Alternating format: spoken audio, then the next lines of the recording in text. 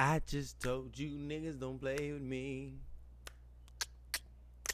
Monticello be in the building in the place to be. Monticello reactions, if you here, I need you to tap in. Monticello reactions, if you here, I need you to tap in. Don't forget to like, subscribe, comment, and post a comment. Please post a comment about this crazy video. What's going on, y'all? It's Monticello reactions, and today we got a crazy one. My boy Joe. Man, it's not looking too good for his basketball career, man. We about to see exactly what's going on, the details in the video. I didn't really get into it. It's going to be my first time with y'all tapping into the video, so let's get into it. And I will not be giving my reaction because, as you can see, guys, my videos are still lagging. I'm sorry about that, but I will not be giving my reaction until the end of the video, so I won't be pausing this video. Thank you, guys.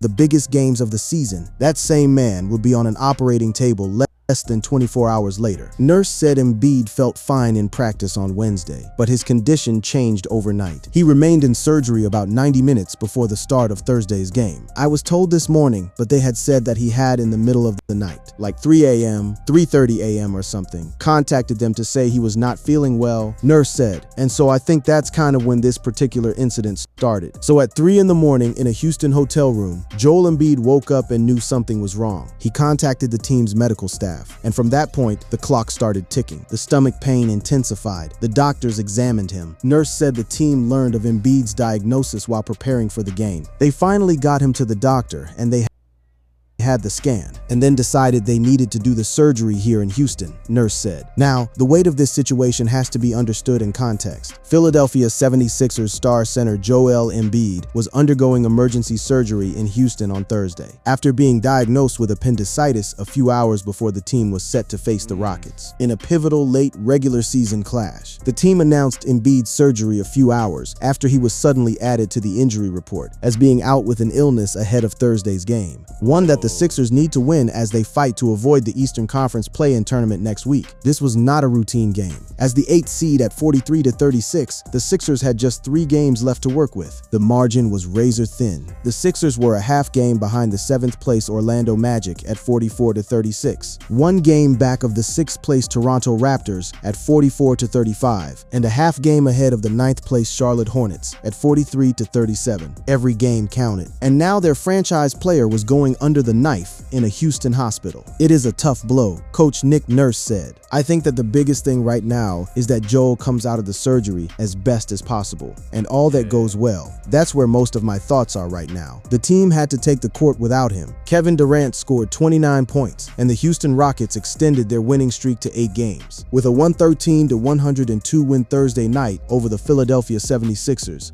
who were missing Joel Embiid after he had an appendectomy. Meanwhile, somewhere across the city, the 76ers franchise centerpiece was recovering from an operation that nobody saw coming. Shortly after tip-off against the Rockets, the Sixers announced that Embiid's appendectomy, the surgery that removes an inflamed appendix, was successful.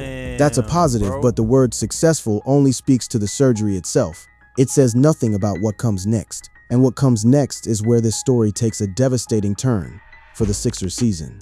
To understand why this particular moment feels so crushing, you need to understand the man it happened to. Joel Embiid is not just any player who got sick on a road trip. He is the most injury-plagued. And he's like a key player, but it's like with these big guys like Anthony Davis, and like they get injured fast, bro. And it's like, god damn, bro. But they play a big role. Like this man Joel Embiid, bro, that's one of my favorite players. Besides LeBron and Steph Curry, like Steph Curry is one of my best favorite players. Everybody, that man, three points be crazy. But Joel Embiid, man, yeah, bro, big man, all around, can shoot. Definitely not a Shaq. So yeah, like this superstar of his generation, a man whose relationship with the operating room is almost as extensive as his relationship with the basketball court. Joel Embiid is a Cameroonian and American professional basketball player for the Philadelphia 76ers of the National Basketball Association. After 1 year of college basketball with the Kansas Jayhawks, he was drafted 3rd overall by the 76ers in the 2014 NBA draft. The 7-foot Embiid is a 7-time NBA All-Star, a 5-time member of the All-NBA team, a 3-time member of the All-Defensive team, and a 2-time NBA scoring champion. He was named the NBA Most Valuable Player in 2023.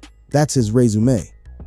Now here's the other side of it. Days before he was drafted, Embiid underwent surgery to correct a stress fracture of the navicular bone in his right foot. Though he was supposed to be sidelined a max of 6 months, he wound up missing the entire 2014-15 season. In June 2015, he suffered a setback and re-broke the bone, requiring another surgery. He missed the entire 2015-16 campaign. That's 2 full seasons gone. We got a clean video today, guys. You know what I'm saying? This is progress, man. This is progress. I'm telling y'all, man, I'm going to get this shit down packed. Y'all going to love it. I'm trying to tell y'all, man, y'all going to love it. For more reactions, man, make sure y'all like, subscribe, and comment down low. I'm telling you, it's only going to get better. Telling you. Before he ever played a single minute in the NBA, most players would have faded into obscurity. Embiid hadn't even begun when he finally made his debut in 2016-17, despite facing a minutes restriction. Embiid had a sensational rookie campaign. Unfortunately, it came to an end after just 31 games, when it was revealed that he had suffered a torn left meniscus. Despite this setback, he was still recognized for his outstanding performance and named to the NBA All-Rookie First Team that season. Then came the orbital fractures, plural. Embiid collided with teammate Markelle Fultz and suffered a concussion and fractured his left orbital bone.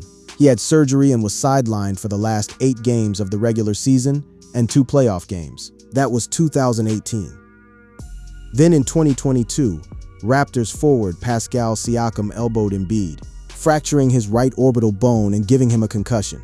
There were torn thumb ligaments, finger surgeries. In January 2020, Embiid underwent surgery to repair a torn ligament in his left hand, leading to his absence from the court for 9 games. There was the devastating 2020-21 season, where one of the most notable injuries in his career occurred during the 2020-21 NBA. Whoop his ass, dog. Hey, nah, I'm rewinding that, bro. I'm rewinding that. Hold on, give me a second.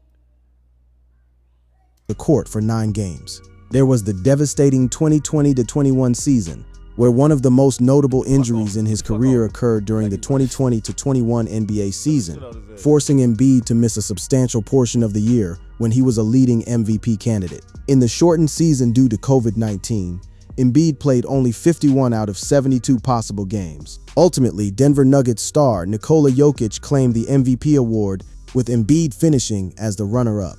And then the knee, the devastating, recurring, seemingly endless knee saga. Warriors forward Jonathan Kuminga fell on Embiid's left knee, tearing his lateral meniscus, which required surgery. He came back from that. Then Embiid was diagnosed with Bell's palsy, causing paralysis of the face, blurred vision, and migraines. He played through it in the 2024 playoffs. He scored 50 points in a game against the Knicks with Bell's palsy affecting his vision. The determination is almost incomprehensible. In the 12 years since he was drafted into the NBA, Embiid has missed 491 games and played just 490 because of various injuries and ailments. Let that sink in. The man has missed more games than he has played. He has literally spent more time in street clothes than in a basketball uniform over the course of his entire career. And now, appendicitis joins the list. All told, he's had 49 different issues throughout his career. That includes missing games due to soreness, general illness, as well as the aforementioned surgeries. 49 different injury designations. That's not a medical history, that's a medical encyclopedia. What makes this appendicitis diagnosis so extraordinarily painful is the timing. It's not just that Embiid got hurt again, it's when he got hurt again. And it's what he was doing right before he got hurt. This situation comes at a particularly frustrating time for Embiid in Philadelphia. The 32-year-old star had just made a return to action in late March. After missing almost a month with injury, he had played 5 games since he returned and averaged 28.2 points per game, including a 35-point showpiece against the Chicago Bulls in his first game back. He was finding his rhythm. The gears were finally turning together. Embiid had only just returned to full form, combining with Paul George for 63 points in the Sixers' win over the Chicago Bulls on March 26. That was the game that made Sixers fans believe. 2 superstars, both returning from absence, both clicking, both showing that this season could still mean something. George returned to play last month after serving a 25-game suspension for violating the NBA's anti-drug policy. Additionally, Tyrese Maxey was back after missing 3 weeks with a pinky injury, giving Philadelphia's roster some much-needed stability. For what felt like the first time all season, the 76ers had their big 3 on the floor together. The puzzle pieces were finally in place, and then, abruptly, without warning, at 3 o'clock in the morning in a Houston hotel, appendicitis. This is a big blow to both Embiid, who had started to get a quality rhythm in his play lately, and the 76ers, who had won 6 of their last 8 games before 2 straight defeats at the hands of title-caliber heavyweights, the Detroit Pistons and San Antonio Spurs. The momentum was building. The narrative was shifting. Philadelphia was looking like a dangerous playoff opponent. And in one night, all of it was stripped away. After missing Saturday's game, Embiid had 34 points and 12 rebounds in Philadelphia's 115-102 loss at San Antonio on Monday night. Embiid 32 is averaging 26.9 points and 7.7 rebounds this season. After playing in only 19 games in 2024-25, he was playing at an elite level. He was proving once again that when he is on the floor, he is one of the most dominant forces in basketball. The numbers don't lie according to Cleaning the Glass. The team's net rating has been 10 points better with Embiid on the floor compared to off it this season. That's an enormous swing. That's the difference between a contender and a lottery team. And to add another layer of cruel irony, just 1 week before the appendicitis, Embiid had publicly expressed his frustration at not being allowed to play. Embiid expressed his frustrations with Daryl Morey, the 76ers president of basketball operations, on Friday night, for not allowing him to play at Washington last week. "I was ticked off. I wanted to play basketball," Embiid said. "I wasn't allowed to play basketball. So I think this is more of a question of Daryl Morey, or whoever makes the decisions." The man was begging to play. He wanted to be out there, and now his own body has betrayed him once more. Now, the practical question: how long will Embiid be out? And what does this mean for Philadelphia's playoff hopes? Appendicitis surgeries, known as appendectomies, are relatively routine, but recovery timelines vary, depending on severity and whether there are complications. In most cases, athletes can return in roughly 2 to 4 weeks, though conditioning and ramp-up time can extend that window. That timeline places Embiid's availability for the start of the playoffs in serious doubt. According to what injury analyst Jeff Stotts wrote, Embiid realistically could target a return in roughly 3 weeks, assuming a standard procedure is done and there are no complications. That means he is done for the regular season, and is likely to miss a huge chunk of the first round if the Sixers make the playoffs proper. There's precedent to look at. Per NBA analyst Jeff Stotts, previous NBA players who have undergone appendectomies, including Grant Hill and OG Anunoby, have missed an average of 23 days while recovering. 23 days.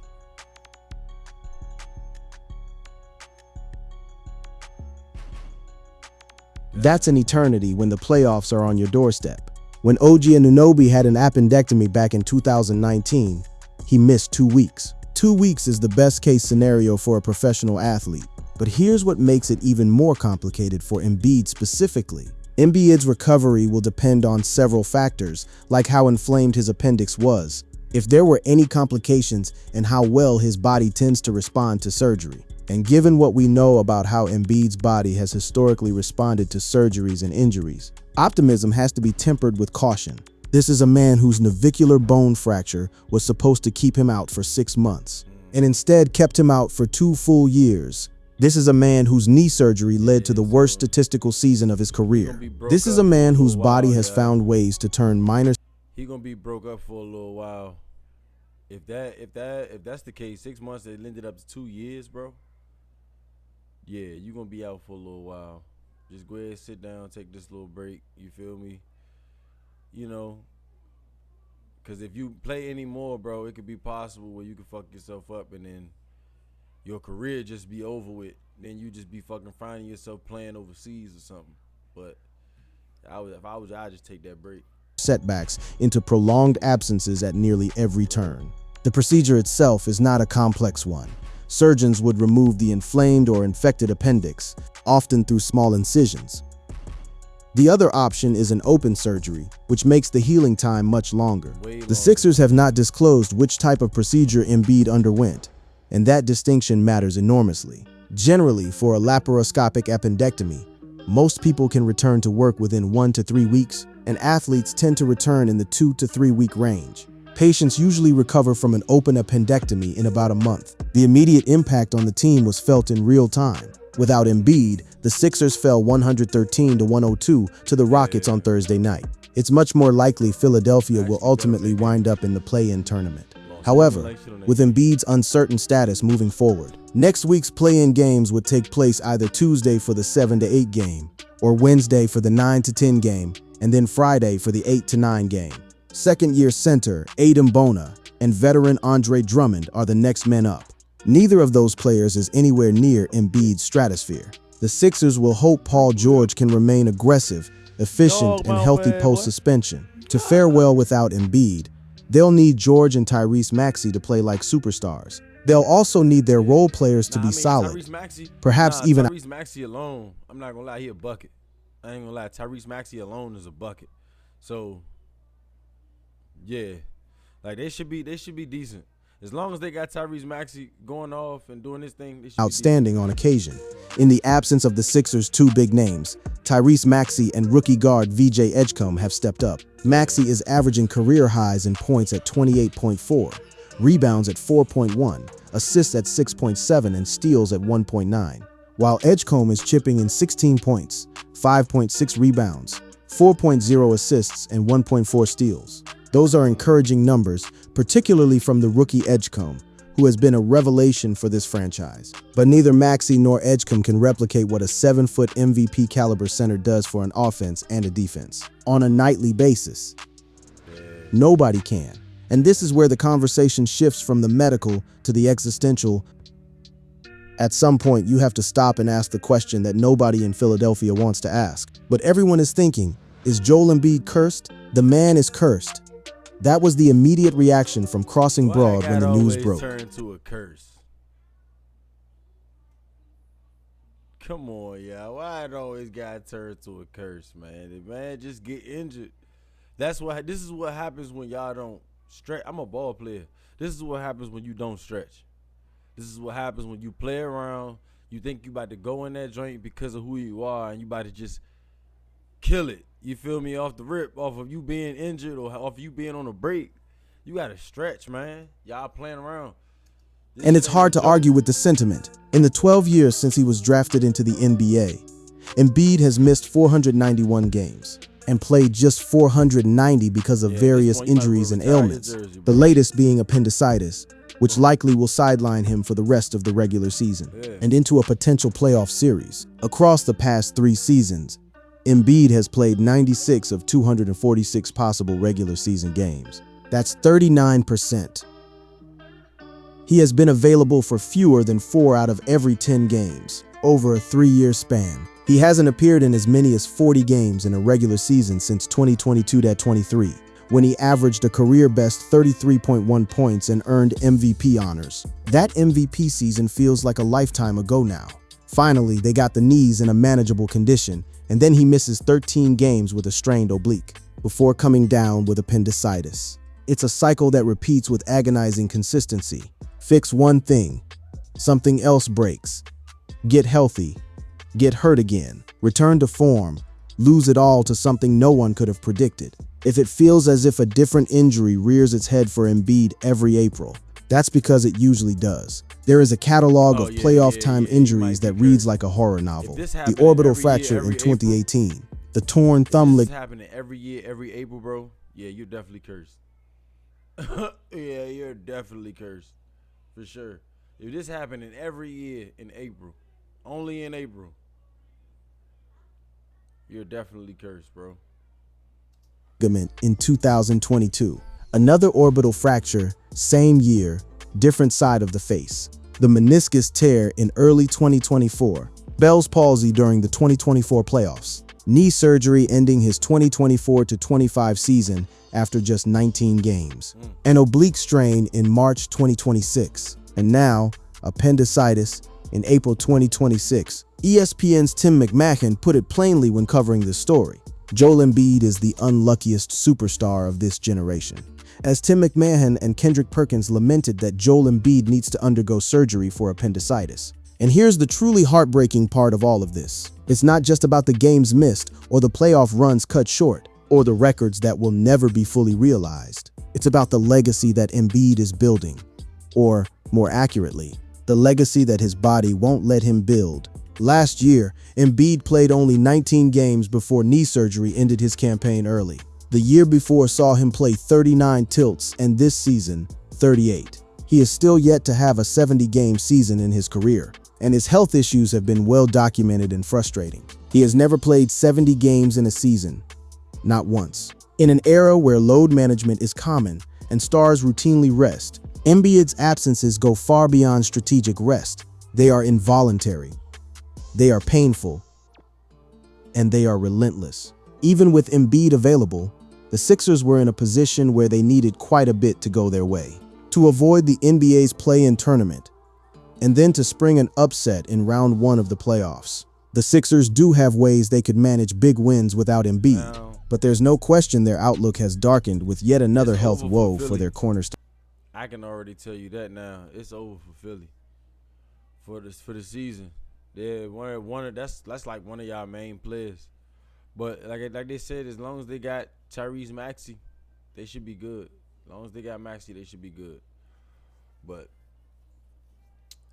that concludes my video for today, man, on my man Joel Embiid, man.